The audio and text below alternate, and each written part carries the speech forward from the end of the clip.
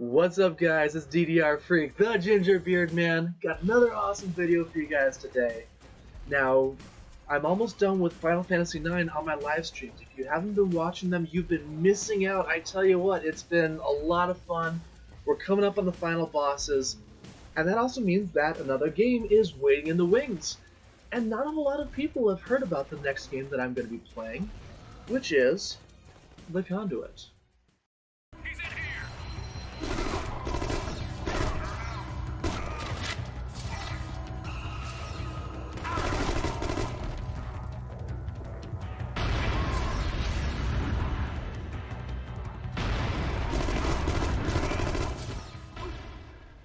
The Conduit was released in 2009 on the Nintendo Wii. Developed by High Voltage Software and published by Sega, it was not High Voltage Software's first foray into game development. Actually, they've been around since the mid-90s. They worked on NBA Jam Tournament Edition, a bunch of games for the Atari Jaguar, and they even worked on a game called Lego Racers, which was released in 1999 and was a very popular racing game. But we're focusing on this game, not the other games that High Voltage has made. Moving on!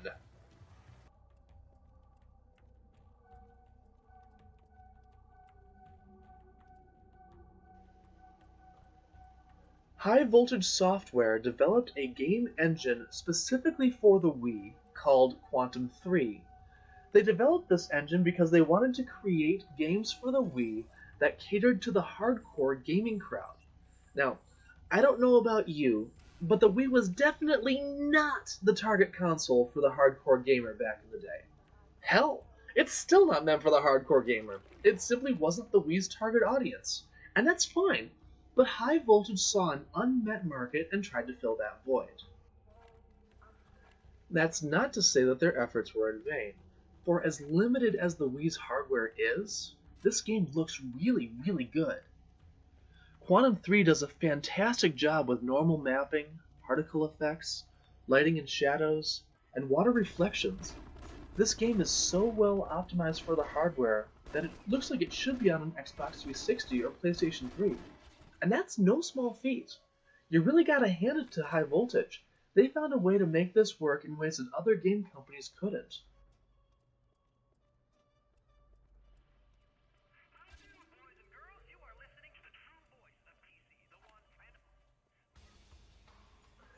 When the Conduit came out, it was met with a rather mixed reaction. Some people wondered why companies would put so much time and effort into a console that doesn't cater to the hardcore gaming crowd. Others thought it was the best thing since sliced bread. Oh, and we got this gem of a meme. Let's see, it was, has anyone really been far even as decided to use even go want to do look more like... What?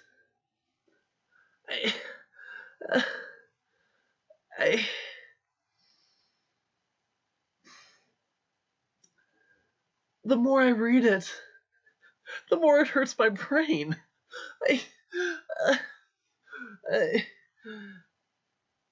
Ow. It hurts.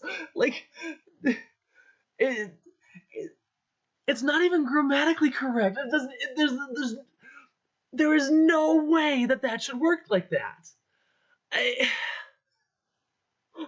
And somebody posted that as a reply to somebody talking about the Conduit. Good old 4chan! Oh my god. Oh, I mean, it's like...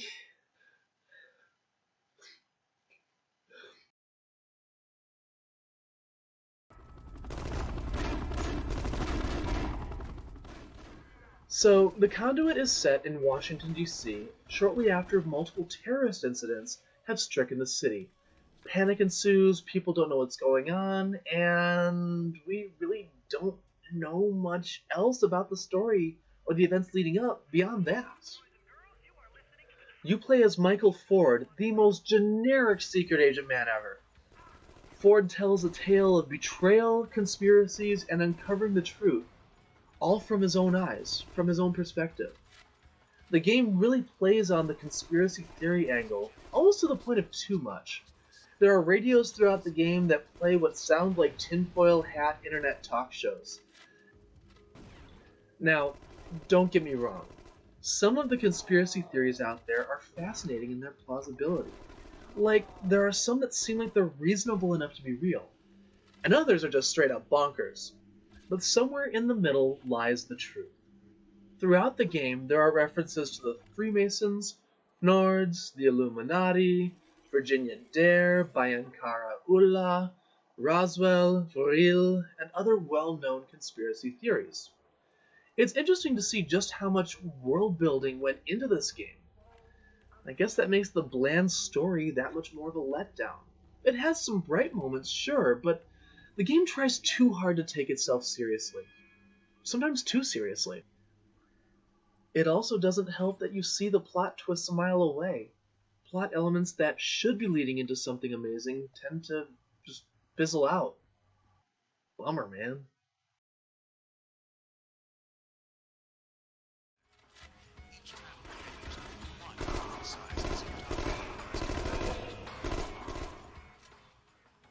Early on in the game, you acquire this tech called the All-Seeing Eye, or ASE for short.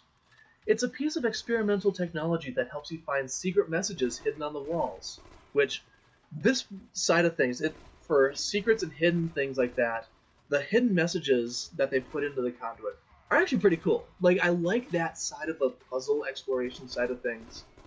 Because you sit there like, okay, pull out the ASE, do I see anything? No. Wait, I found one! You know, that like exploration, it encourages you to spend time in the world, and it's a clever idea. And the messages that you find are, some of them are a little disturbing, others feed into the mythos, and it's cool to see that. The ASE can also spot these things called ghost mines, which are these explosive ordnance that you can barely see, but the ASE can spot. And you'll use the ASE to overload these ghost mines and detonate them from a safe distance so that you don't take damage from them. The idea is good in theory, but in execution, they can get a bit annoying depending on the area. There's a couple of spots in the White House where you're fending off waves of enemies shooting at you, but then you also have to disarm these ghost mines to continue progressing forward, and sometimes that can be a bit of a challenge.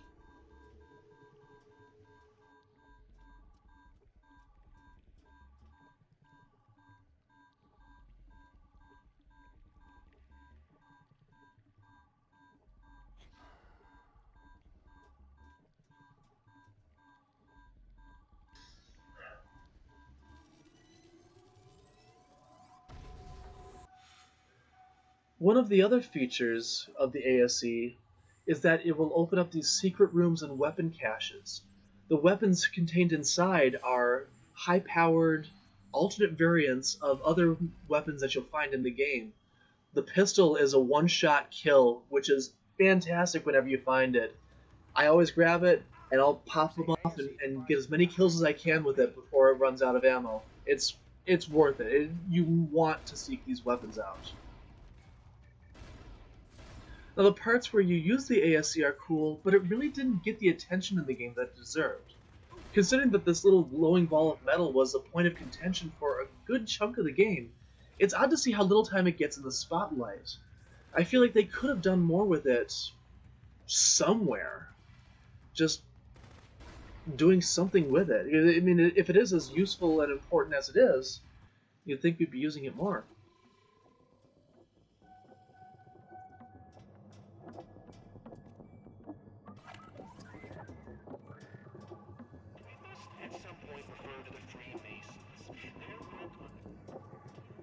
The ASE was designed as a universal cipher.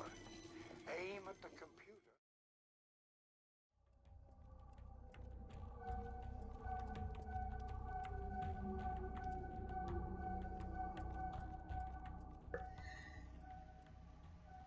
One of the big things with the Conduit, and probably its best selling point, is its customization. Every part of the user interface is customizable. You can adjust transparency, position, everything.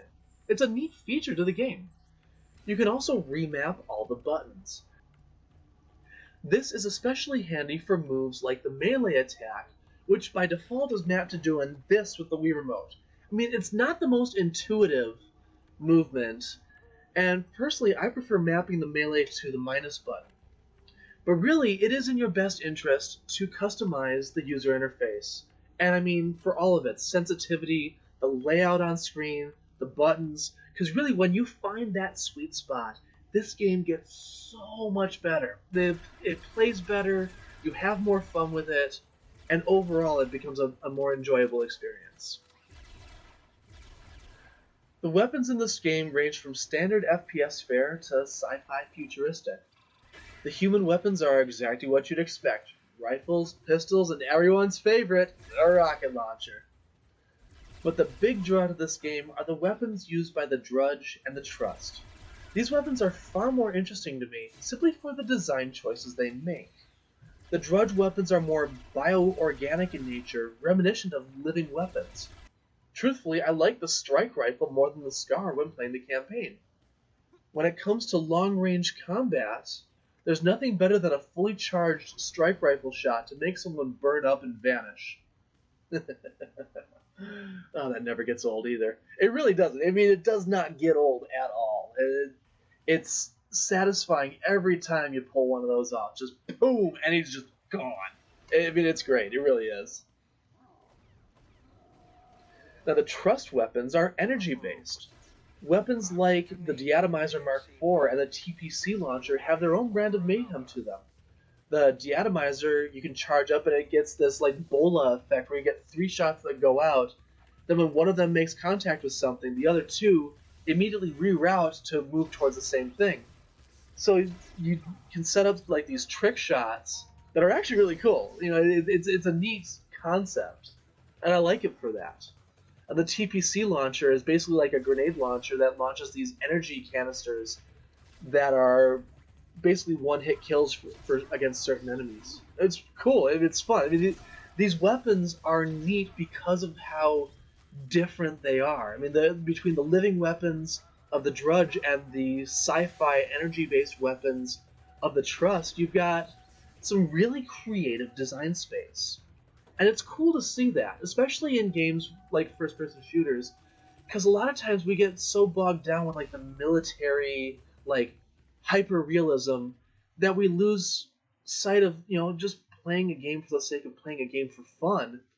I mean, I'll be honest, some of my favorite FPS weapons are the ones from like Unreal Tournament with the flat cannon and the Ripper in Unreal Tournament '99, which launches, you know, spinning razor blade discs. I mean, they're these like creative weapons that, I mean, short of like some of the more silly non-mainstream shooters, we don't see a whole lot like that. And I wish we saw more. Combat initiated.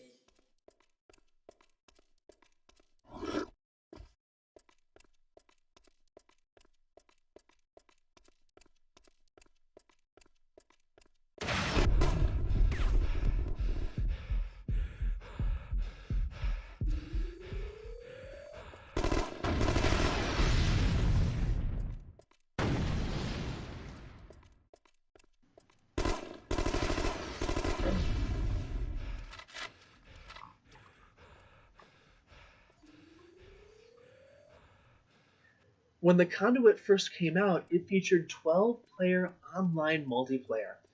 Game modes ran the gamut of everything you'd expect in a first-person shooter. You had the standard deathmatch and team deathmatch modes, a keep-away mode where you try to hold on to the ASE for as long as you can, marked target modes, they had to capture the flag or something like it. I mean, it was a lot of fun. Honestly, this was the big draw for the Conduit. It felt like a true FPS with all the trappings, and that was really, really cool about it. And I miss that, because I played a ton of the online multiplayer in the Conduit. Like, a ton when it first came out. And it was so much fun. It was this was honestly the game that the Wii needed right when it came out. Now, towards the end of its lifespan, we started to see hackers coming in with unlimited rocket launchers, which is fun if everybody's got them, but not everybody did, and so unless you were hacking your Wii, you didn't really have a whole lot. You weren't gonna have access to the awesomeness that the hackers had. And now that the Nintendo WFC, their online service is shut down, it makes getting online a lot more difficult. And there's no split screen multiplayer on the Conduit either. But worry not. Wiimmfc, or however you pronounce it, supports online play on the Conduit. This is a fan-made service that has basically replicated the Nintendo WFC servers. And anybody can soft mod their Wii, install the little patcher, and play online. Most people are playing Mario Kart Wii, but they do have space for the Conduit and the Conduit 2, and people occasionally do drop in and play it. And more people should. This game is arguably one of the best examples of quality online gaming on the Wii, so you should totally install Wiimmfc via the homebrew channel, mod your Wii, get online, because this game is amazing. This is great. MVG had a great video about modifying the Wii to get online. I'll have a link down below on both YouTube and on Library for that. Check it out, seriously. This is worth it.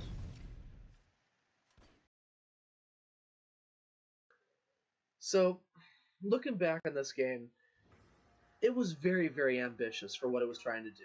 And that's a good thing. I mean, taking risks, trying new things, that's how you get amazing titles. That's how you get the runaway successes. I mean, you'll have flops along the way, and by all accounts, this game kind of was a flop. I mean, it did not sell super well. It was sold decently enough. They made a sequel, so they must have done something right. But this was not the killer title that I think High Voltage Software wanted it to be. And I don't think it was the killer, and I don't think it lived up to the hype or the expectations that Wii fans wanted out of their consoles. That said, it's a ton of fun. I'm going to be playing through the storyline mode for this as soon as I finish Final Fantasy IX. So if you're watching this after the fact, I will be posting the videos of this game it'll be up on Vim. I'll be streaming, as always, on Twitch, Mixer, and Vim, so you come drop in and say hi on one of the platforms. I'll have the links for that down below, as usual. And I stream on Thursday nights, starting at about 8 p.m. Eastern. I'm looking forward to diving into this. I really am. This game it's fun. It's a fun game to just pull out every now and again, and I feel like the time is right. It's been about 10 years since the game came out, and about as long since I completed the campaign. It's time. I think it's time. But as always, I'm DDR Freak, the Ginger Beard Man, signing off. You guys have yourselves a good one.